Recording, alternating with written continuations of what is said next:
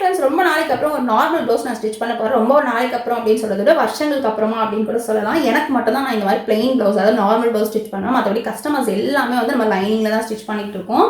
So இது வந்து actually இதுதான் வந்து மெஷர்மெண்ட் ப்ளவுஸ் கொடுத்துருக்காங்க.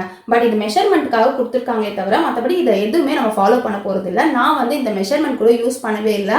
அவங்களோட நார்மலான செஸ்ட் ரவுண்ட் மட்டும் கேட்டுக்கிட்டோம். 40 இன்ச் சொன்னாங்க. அதை வச்சு தான் நான் போட்டிருக்கேன்.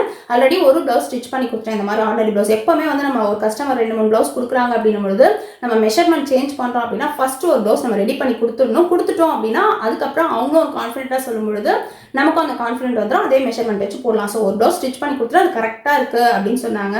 இந்த ப்ளவுஸில் அவங்களுக்கு என்னென்ன ப்ராப்ளம் இருக்குது அப்படின்னு சொன்னாங்கன்னு பார்த்தீங்கன்னா, இது வந்து நெக் அவங்களுக்கு இவ்வளோ டெப்த் வேண்டாமா. ஏன்னா இது வந்து நார்மலாக சாரீ ப்ளவுஸ் ஸ்டிச் பண்ணியிருக்காங்க. இது வந்து காலேஜில் அவங்க ப்ரொஃபஸர் அப்படிங்கிறதால காலேஜில் மேலவே நெக் வச்ச மாதிரி போடணும். அதனால இந்த நெக் வேண்டாம் அப்படின்னாங்க. ஸோ இந்த நெக்கை நம்ம மேலே தூக்கும்போது கண்டிப்பாக மற்றது எல்லாத்தையுமே நம்ம சேஞ்ச் பண்ணணும். ஸோ அதெல்லாம் நம்ம பண்ணியிருக்கோம்.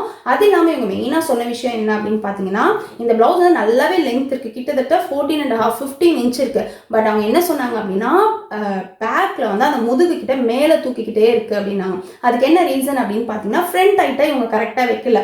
ஸோ இந்த ஃப்ரண்ட் டைட் கரெக்டாக வைக்கல அப்படின்னா ஆட்டோமேட்டிக்காக ப்ளவுஸ் வந்து அதுவே அந்த கப்புக்கு ஏற்ற மாதிரி அட்ஜஸ்ட் பண்ணி இந்த பட்டி கீழே இறக்கிக்கும். அதுவே கீழே இறக்கும் பொழுது இப்படி கீழே இறக்க வந்து மேலே பேக்கில் வந்து மேலே தூக்க ஆரம்பிக்கும். ஸோ இது எல்லாமே நம்ம ஆல்டர் பண்ணியிருக்கோம். ஸோ இந்த பட்டியில் பாருங்கள், மெயினாக இந்த பட்டி தான் நம்ம நிறைய பேர் பண்ணுற மிஸ்டேக்கு.